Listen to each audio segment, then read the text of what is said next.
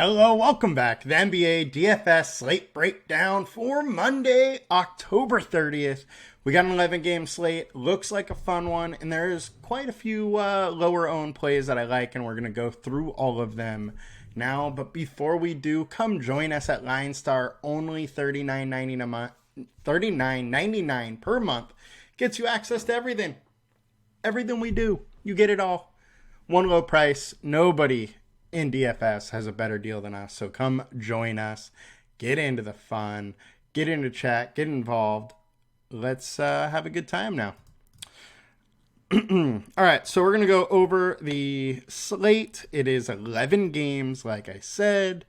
There's definitely some interesting spots and other ones to just totally stay away from. So let's go through the ownership a little bit in position by position manner here. So, starting at point guard on DraftKings, highest owned guys, Dinwiddie, Rose, Thomas. Look, I like them all. The one thing I will say is it's a little more doubtful that both Dinwiddie and Thomas go off together. So I don't necessarily love having both in the same lineup. But I will have some of that for sure. Derrick Rose being this high, look, he's just that high because of his price. It is not likely that he's going to break this slate. And the reason I say that, he's playing 18 to 22 minutes. To break the slate, he literally has to average like 2 fantasy points a minute. And it's just not likely to happen. Even if he's 1.5 fantasy points per minute, it is not likely to happen. So for me, seeing him at 18%, that's somewhere I'm likely getting off. Kobe White is another high owned spot that I don't mind it. You can totally go there. It's just that he doesn't go nuts very often, and that's what's gonna happen at his price points. Ben Simmons, I think he's in a very good spot if he is starting at center again. I think with Claxton out, if he's starting at center, his minutes are a little more secure, and he's good for a little over fantasy point a minute, so he's in a good spot versus the Charlotte Hornets. And then if we go down to try and find some lower-owned guys that I like, Malcolm Brogdon is one. 5,600. This is a guy that has averaged right around 1.15 fantasy points per minute.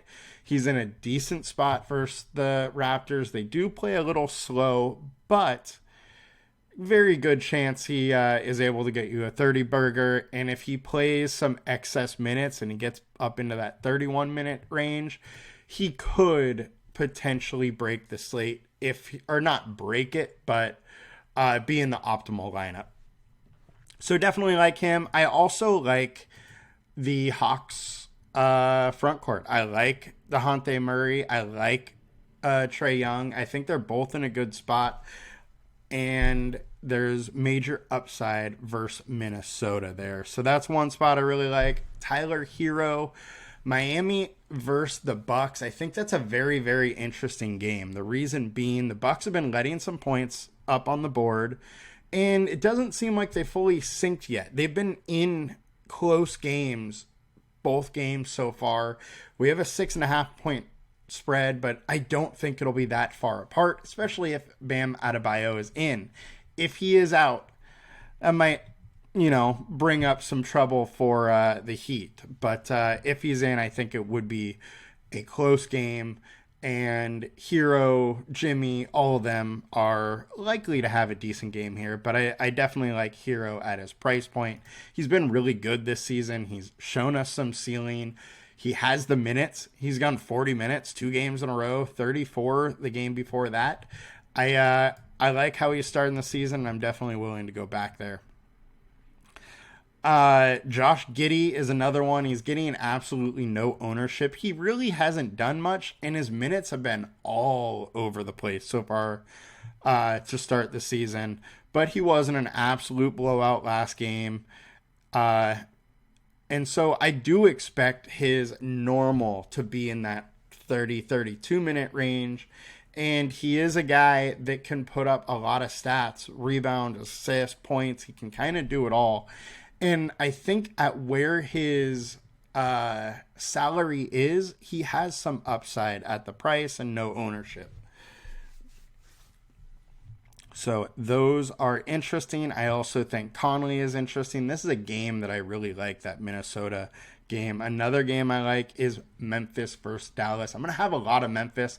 I think this game is a very fast-paced one that is likely to go over the game total of 226, and it's already one of the higher game totals on the day. So there's a lot of Memphis guys I like, Smart being one of them. Now, if we go over to FanDuel, ownership is a little bit different. I do like Jamal Murray. I like Spencer Dinwiddie. Kobe White, meh, is okay. Drew Holiday, I think, is really interesting. But with so many absolute studs on that team, it's hard for me to want to go there at high ownership. I might look to get away from him on FanDuel. Scoot Henderson, 13% owned. I am not touching this. Scoot has been absolutely terrible. He's averaging less than 0.65 fantasy points per minute so far.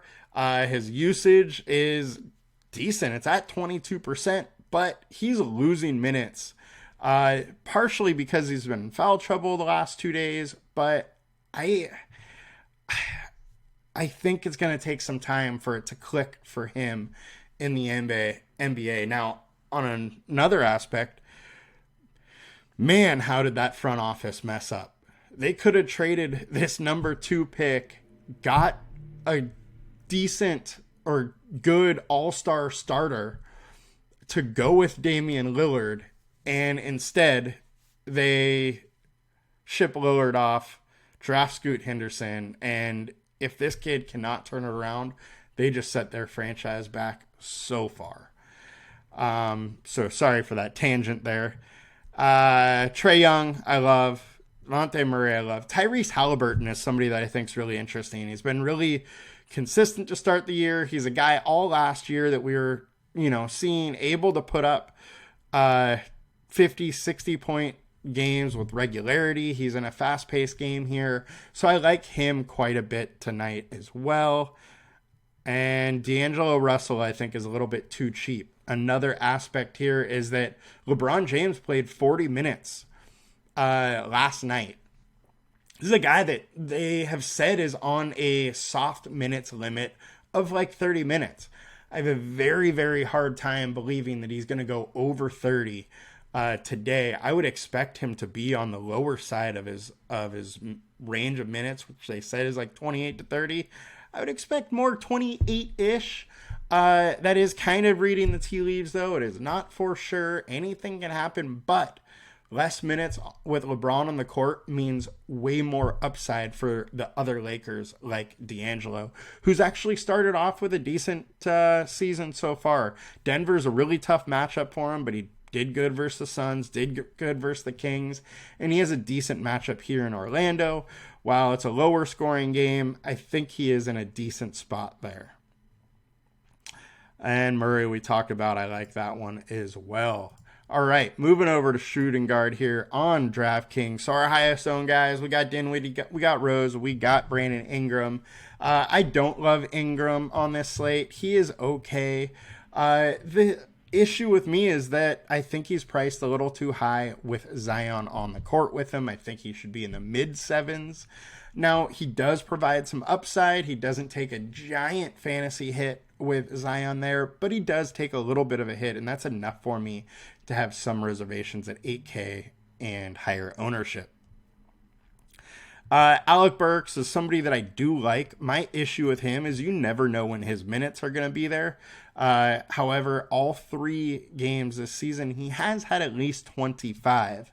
The thing that is interesting with him is he is almost a fantasy point per minute guy. At 4,500, there is some reason to want to go there. Malcolm Brogdon, we talked about. Anthony Edwards. All right. He hasn't had that great of a season to start. He is at 9,200, so it is the lowest of his season so far. And actually on the lower range of what he was all of last season. So what I'm getting at there is I think it is a good buy here. I think he's going too low owned, and I love the game versus the Hawks. Hero Cole Anthony is probably priced a little too high.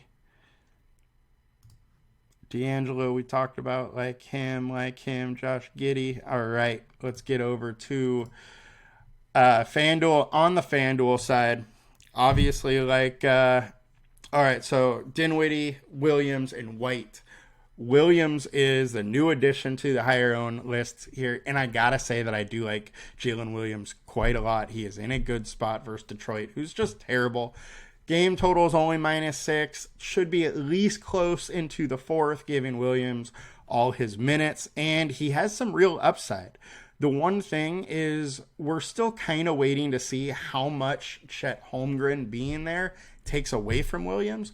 So far, we haven't seen any, huge upside games from Williams, but I think he can rebound and get steals and blocks well enough that those will be there. But there is a little bit apprehension with Chet Holmgren and this team just changing its usage a little bit, so Williams isn't quite used as much. But I do like him. I think his price is fair. Mikal is fine. Don't love it. Don't mind it. And Gary Trent is somebody we need to talk about. All right, so the Raptors injury situation. We do have OG Anunoby, who is questionable. If he is out, Trent is likely to start. And at his price point, pretty much a slam dunk where, you're looking most likely 5.5 to 6x at his price point. Now, if he is insanely high owned, maybe I back off a little bit, just due to the fact that I don't know how high his ceiling is. But this Trailblazers team is a total mess right now, and you can score on them without a doubt. Cade, I think his price getting up there a little bit. D'Angelo, we talked about. Marcus Smart, we've talked about. And that'll do it. Let's get into small forward for FanDuel. Royce O'Neal and Paulo Banchero are two guys we have not talked about. I think Royce is a little bit too cheap. I have one issue with him, and that is there's not a ton of upside. He went 34 minutes last game, had 10 rebounds, 3 assists, but you can't, expect him to get 10 rebounds a game. You can't expect him to get 11 points a game. He is more of a, say, 7-4-2 type guy. And 34 minutes is a lot to ask when he is likely coming off the bench. However, he is the sixth man. He's going to get some minutes. I just don't love it. I do worry about the upside there, and that's what we're trying to do. We're trying to win these tournaments, not just, cash. So upside is a big thing, especially in basketball. Jeremy Grant's probably going a little lower owned. We have a situation where Portland's really trying to figure it out, and he is one of their better offensive weapons. He's had decent minutes. I don't mind going there. Zaire Williams, I really like. 4,500 is too cheap for him. He has some upside. In this game, I love. This Dallas versus Memphis game is a very good one to target. He's cheap. He can allow you to do a lot of things. Jalen Johnson's another guy. I think his price point is a little bit high at $6K on FanDuel, but he's been decent. I'm just not going to go there on FanDuel. DeRozan. I like DeRozan a lot. He is in a good spot in another game that I like. My favorite games to target are the Bulls, Pacers, Nets, Hornets, Trailblazers, Raptors, Minnesota, Hawks, and Dallas, Memphis. Those are my absolute favorite games to target. I also don't mind this Jazz versus Nuggets game, but those first ones, I think I will have the most pieces of them in my lineups. Don't mind marketing either. I think he's just going way overlooked. He's the same player as he was last year. Has great fantasy output. And if the Jazz have any hope of sticking with the Nuggets, it's going to be because marketing gets going. He's the only one that can really score with those guys on that team. So definitely like him. Totally off LeBron James, by the way, if you didn't get that. Desmond Bane. I'm going to have a lot of Desmond Bane. Once again, game that I like. Without Ja, he does extremely good fantasy-wise. He pushes almost 1.3 fantasy points a minute. And at 8.7K, that's not low enough for me not to consider him. And DraftKings-wise, our highest three guys we have talked about. We have not talked about Asu Thompson. I really like this kid. He's good. He can score fantasy points in a lot of different ways. He's been consistent. His minutes are there, 30-minute plus for 2 of 3 games. The one worry is that can the Pistons keep with him? And I think there's a pretty good chance they will until, some point in the fourth. Gordon Hayward isn't a game we like, and price point is okay. He has some upside. And also a decent floor, so don't mind going there. On DraftKings, I don't mind Kuzma either. 1.1 minute for fantasy points per minute. My one worry is that Celtics defense is solid, and it might be a little bit of a struggle for him to get going.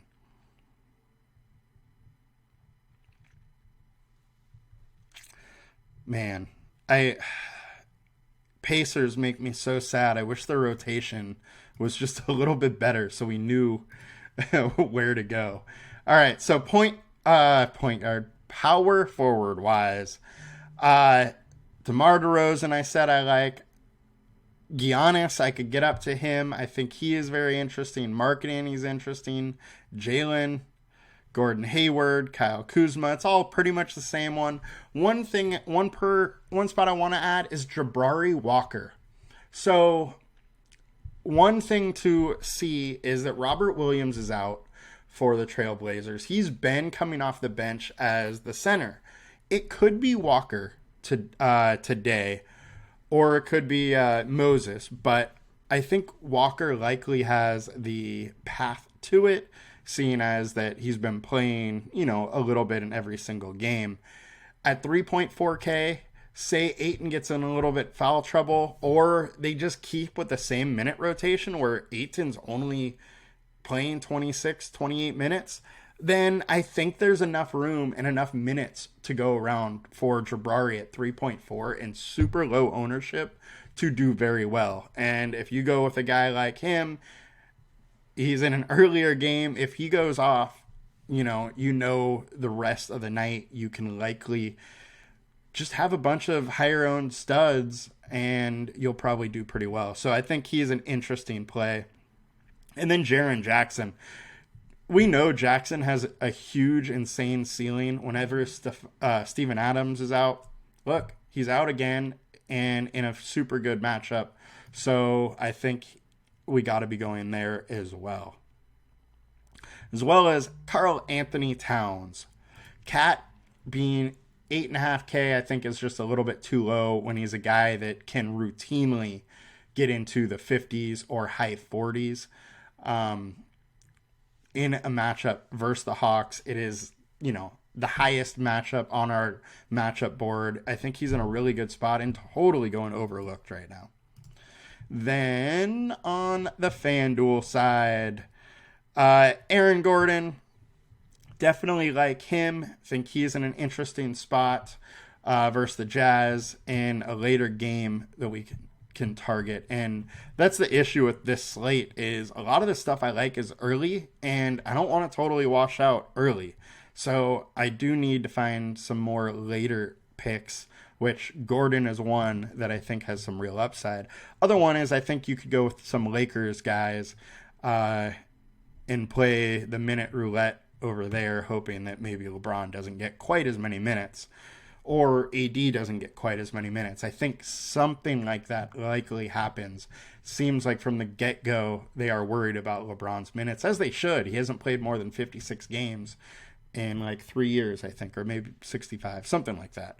So they definitely should be worried about his minutes, and it seems like they are from the get-go. Scotty Barnes has been absolutely going nuts game in, game out. I think once again he's in a good spot, and he gets even more of a bump up if Anunoby is out. He is producing way above his means right now, but he is a very, very solid fantasy producer, being the fact that he can rebound, he can pass the ball, he can score, can kind of do it all, as well as play decent or solid D. So I like him if he continues to go low owned as well. And get over to DraftKings here. Or we did DraftKings. Do center spot here. So Jaren Jackson I talked about. He is higher owned. I do like him. Jacob Poeltl is somebody that I would think that I would really, really like him. But 24 minutes, 19 minutes, 25 minutes. He did have foul trouble in that 19-minute game, but he's still around 24, 25 minutes. And his output just isn't good enough for me to want to go with the chalk on him, especially at the center spot when there's a lot of different places. I like Clint Capella.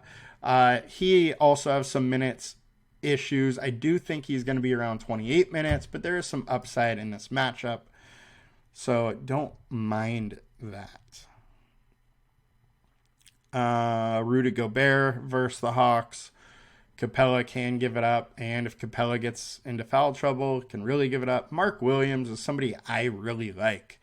30 minutes game 1, had foul trouble game 2, and I think his normal is going to be that 28 to 32 minute range, and he's over a point a minute guy who can really, really get it going with some blocks and a double-double. So I think there's some interesting pathways to going to him at low ownership, as well as DeAndre Ayton. So we talked about Jabari Walker, but we don't totally know what's going to happen with the minutes with Robert Williams out. If Ayton's playing 30 minutes, he's an absolute smash at 6,700 without some of the guys when he's taking a lot of the usage. And so I think he is very interesting as well, and real pathways to his success. Now, we are waiting for some injury news today, so definitely need to stay on it and see what's going on today. But there are a lot of different plays to go with. Another one on DraftKings we need to bring up is Vucevic. This guy is really good in one of the best games, and he averages over 1.1 points per minute. Pacers, they have Miles Turner, but they're not a force to stop center. And Vucevic is somebody that can give you 20 and 10 with a block and a steal or something like that. And at 7,200, you could do a lot worse than that. So definitely like him. And the biggest news today is probably Bam Adebayo. Got to watch for him to see if he is going to be in or out. All in all, guys, thanks for coming and talking with me through this. We have some interesting spots today. Pay attention to the injury news. Stay diligent on that and make your guesses as far as where you think the extra minutes are going to go, because that's all what NBA DFS is. All the projections in the industry are pretty good these days. It is, where can we get a couple extra minutes that the field is not thinking about? And that's why I bring up the Jabari Walker point. That is one spot that it could be. Now, pay attention to news, because that is where it can kind of lead you into where we may have a little bit more of an advantage. All right, guys, you have a good one. Make sure to like, comment, and subscribe. Appreciate it, and I'll be back tomorrow. Bye.